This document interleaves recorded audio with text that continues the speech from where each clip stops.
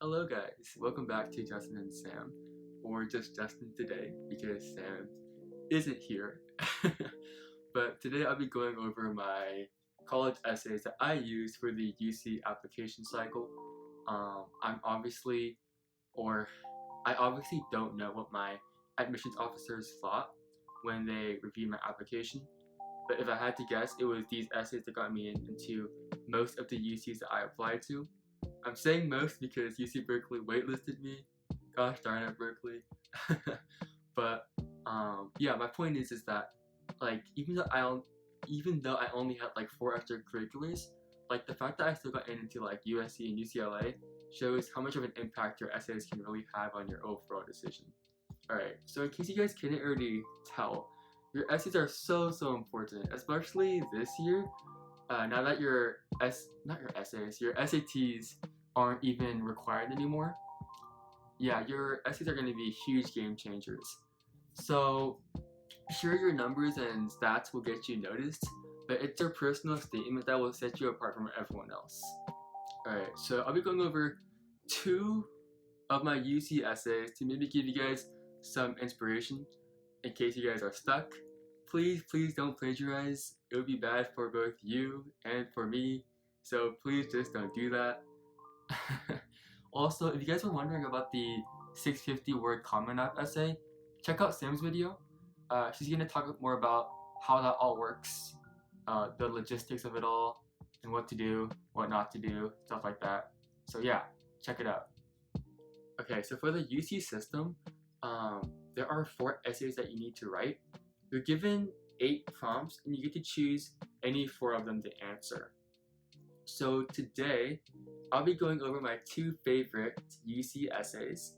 As for the other 2, I'm sorry, but they will not be shared today. For those, you need to subscribe to our channel and follow us on Instagram at justin.n.sam.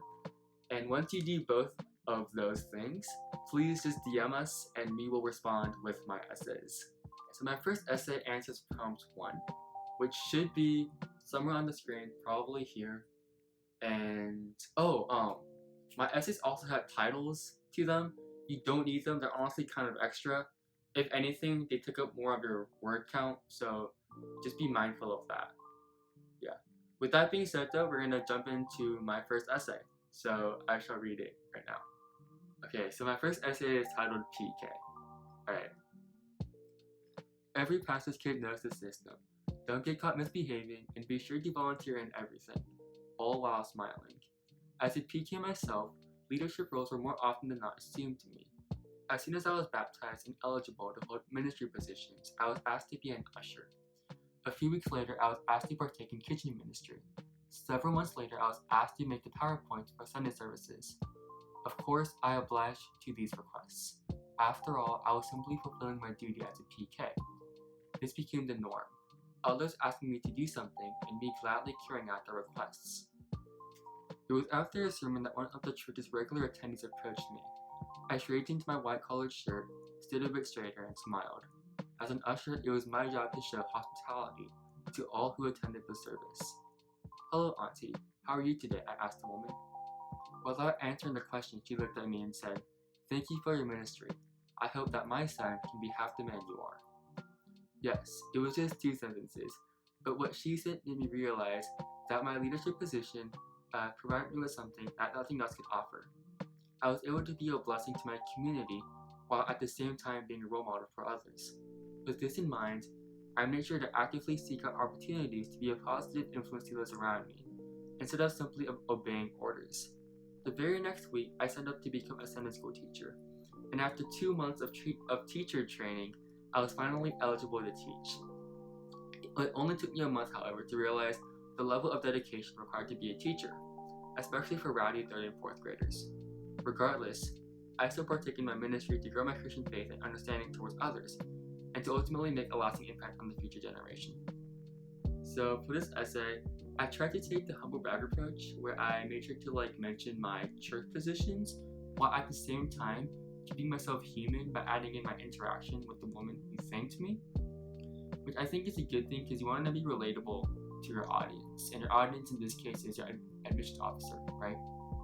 So yeah, you can, I guess, hype yourself up, but don't make it seem like too pretentious, or else it's gonna come off the wrong way. Alright guys, so the original file got corrupted, unfortunately, which means that I'll be giving you guys a voiceover. Hopefully that works. My essay will be on the screen, so you can just follow me as I go. Alright, so again, it's titled Conquer the Talk. All I had to do was pray for the class, and it was going so well. No stops, no pauses, nothing. But then it happened again. In your name, amen. I slowly returned to my seat, my face hot with embarrassment. It didn't help when I heard other students laughing, whispering, and trying to mimic me. Growing up with a stutter has undoubtedly been the most significant challenge I've ever faced. The very thought of humiliating myself deterred me from engaging in any kind of public discourse. Thus, it's no surprise that I despised English class. Why couldn't we just write essays? Did we really have to do discussions? In 10th grade, my English teacher made a rule. Students who didn't talk at all in Socratic seminars would fail the discussion, and she remained true to her word. It wasn't until I failed 2 discussions in a row that I forced myself to talk. It was our second Socratic seminar of the year, and I was ready. I opened my mouth, but to my horror, I began stuttering. I braced myself for the mockery, but it never came. I took a deep breath and continued defending my stance. For the first time, my peers were respectful and paid attention, and my teacher even commended me on the insight that I shared with the class. And then it hit me. It was all just in my head. I wasn't afraid of stuttering. I was simply afraid of people's reactions to my stuttering. More importantly, however, I realized that people did care about the things that I had to say. With this in mind, I found the courage to pursue leadership roles that definitely required communication, such as becoming a Sunday school teacher and math club president. Of course, I'll still stutter every now and then, but stuttering will no longer render me powerless, nor debilitate my self-confidence. Instead of remaining silent, I will continue to express myself with poise and conviction. Everyone has a challenge that they must conquer. Stuttering just happens to be mine. So yeah, definitely a very personal essay, and people who might know me in real life might be like, wait, what? I never knew that about you. And to that, I will say that it took me a lot of energy for me to like talk, as in I had to really think through what I was saying as I was saying things, so I wouldn't stumble over my words, because if I wasn't careful, I could easily just start stuttering. So yeah, but my point is that your essays don't need to be this personal. It's more important that you remain genuine, and by that I mean that when friends and family of yours, when they read your essays, they should be able to go, oh, that's your essay. And because of that, I would caution you guys to be careful about how many people edit your essays. I do think that it's important for other people to go over them just to make sure that it makes sense and it flows well and it is done properly.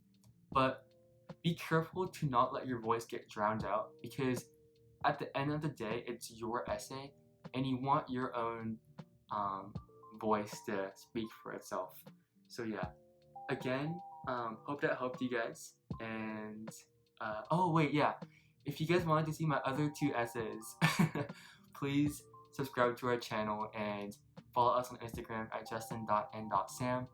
And if you DM us, we will respond and we will give you my essays. Okay, I think that's it. So yeah, see you guys next week.